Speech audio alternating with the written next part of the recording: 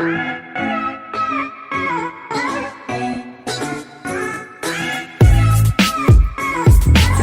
family, give thanks for being with us in yet another installation of Melanated Empire.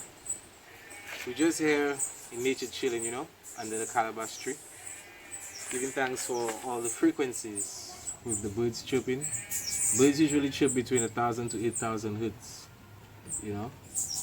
per second. So it's basically just in the sweet spot of human hearing.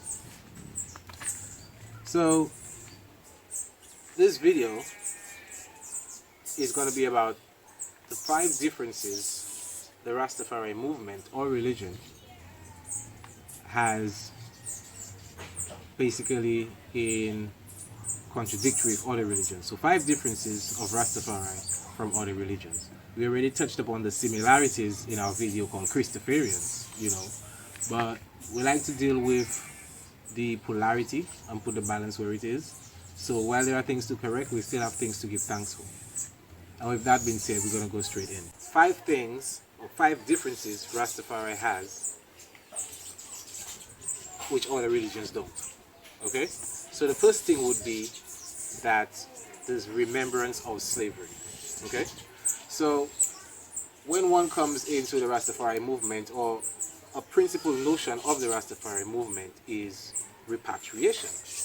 And repatriation can only be acknowledged, right, if one actually knows that they were not originally from this place. I mean, yes, they were indigenous peoples here before even Columbus even came to Jamaica, for example, in the 1400s. They were indigenous people in the Caribbean and even in the Americas as well. But even the origin of these indigenous people, I mean, if we can take it simple, just take the word origin and just switch it around, you will get Negro. So, like Tosh said, from anywhere you're in the world, from the time you're black man, you're African. So we're not really even dealing about that.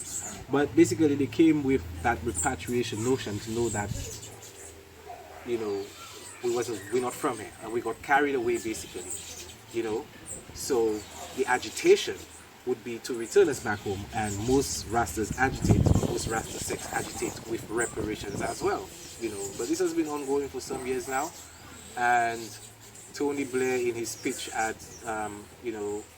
at the Parliament in Jamaica a few years ago was basically trying to pass the buck by just giving a couple thousands or millions for them to build prisons instead, So I don't even know how that went. I don't even, look into that really.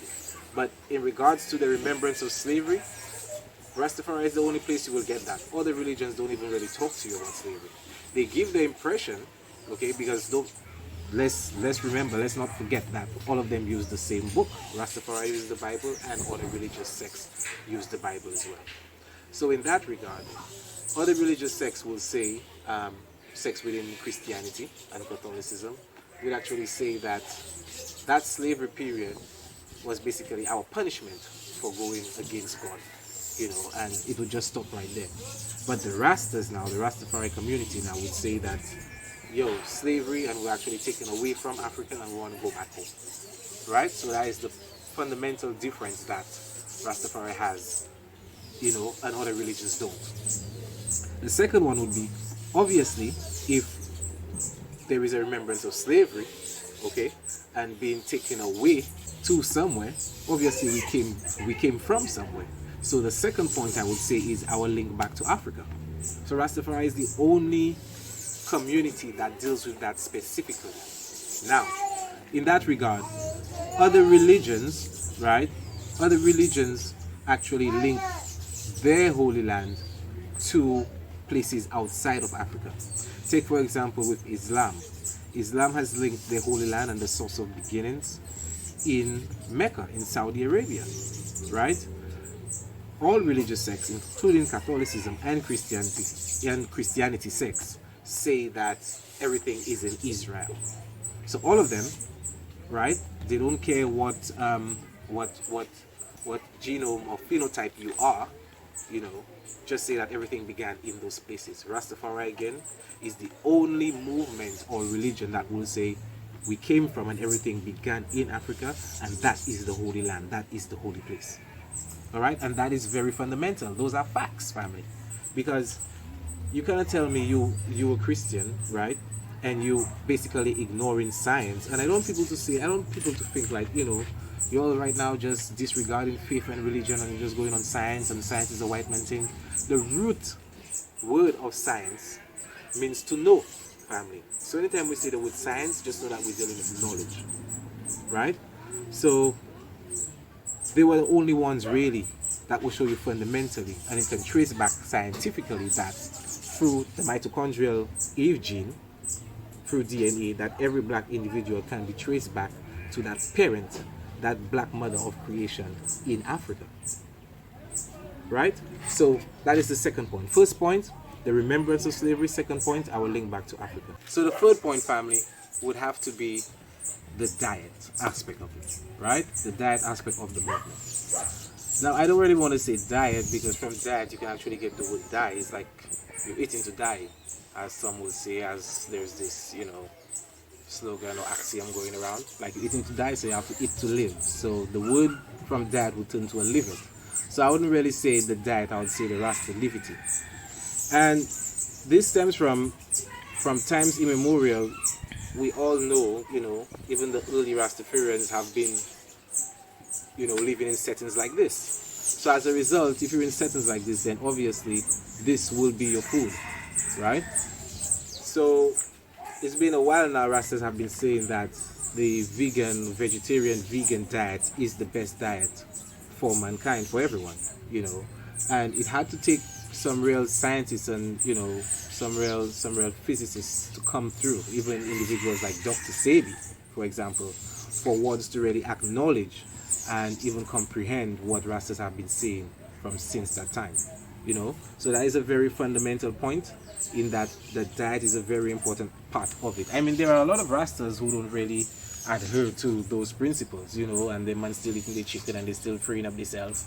You pass probably by a session, you see a man with a little glass with a strong liquor in it. You know what I mean? I mean, we're not condemning no one to free up, but when Rastafari began, I mean, everybody knew, like, you can't be in a corner there drinking, and you're not supposed to be eating chicken, you're not supposed to be eating no meat and them thing there, and everybody just knew the culture. It's just something you just knew. So if right now you see one straying and doing other thing, well, is man not seeing a freedom within themselves. But a compulsory obligation, I would say, if you are a true Rastafari, would be the diet. So that would be the third part of the whole, difference between Rastafari and other religious sects. The fourth part would be that it's a movement to make you see divinity in yourself, right? And this basically comes from an understanding that we acknowledge the Emperor of Ethiopia, Rastafari Makonnen, with his crown title named Emperor Haile Selassie, with the acknowledgement of him being divine, right? I mean, we went as far as to say that he is actually God and King, God Almighty and King, okay? But with the understanding of God, with the African spiritual understanding, that acknowledgement has to be thrown out the window. I mean, we have to put ego aside, right? But the whole basis of it fundamentally would be, if you would see God in an individual, okay, that individual would have to be divine.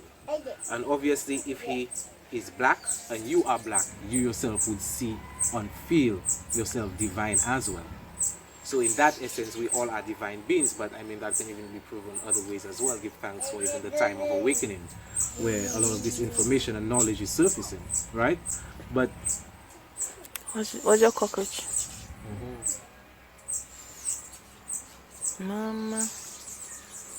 But when we wasn't in that frame, in that angle of light as yet, the information that was exposed to us, okay, and the books we really had access to, that was the understanding, that was the conclusion that we drew. So when that understanding is applied, whereby you see a black individual and you link up the word divine to him, okay, and being Ethiopian king in Africa, of Africa, we can see that, we would like to say, well, most Rastas do say he's king of the blacks worldwide.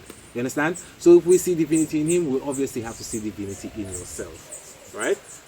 And the fifth point would be that Rastafari, those who really embrace it, are rebellious, okay, and revolutionary. I don't mean rebellious in a bad way. Let's look at rebellious in regards to not really subscribing to what the system is trying to project onto them. Because right now, all of us are starting to wake up to this matrix, or I don't really call it a matrix, because Ma, you get the word Ma in there, Ma symbolizing mother. I call it a patrix, really. It's run by a patriarchal system. So Rastas have never been really in sync with this patrix, you can say, and as a result, they have always been putting up that resistance, as Berries will say still, you know. However the case, we have, or Rastas have adopted how to roll with the punches and how basically to integrate but still carrying that same mindset. All right, and revolutionary in the way that, in regards to, however the times, like I say, rolling with the punches. Like if it was 20 years ago, and the vibe where, you know, you're not really, man, not really checking about dressing, is that it's just, you know, your piece of jeans and your piece of shirt and you're just moving through. And right now we're in this age where, I mean, come on, you have to carry yourself more presentable. You'll still see Rastas, I mean, transitioning from that ragamuffin kind of movement, you know, and putting himself sophisticated, ready to move and go through and cut and clear and doing what he has to do. So these 5 points, family, are basically 5 differences that the Rastafari community has with other religions. But I would say the fundamental point would be in regards to that holy land that a lot of religions seem to think that is outside of Africa. But Rastafari has given us the link. It's just that when we get the link of the divinity and link of the land and the Ethiopian link, we seem to just go there and just stop there and think, you know, that's it and we know everything.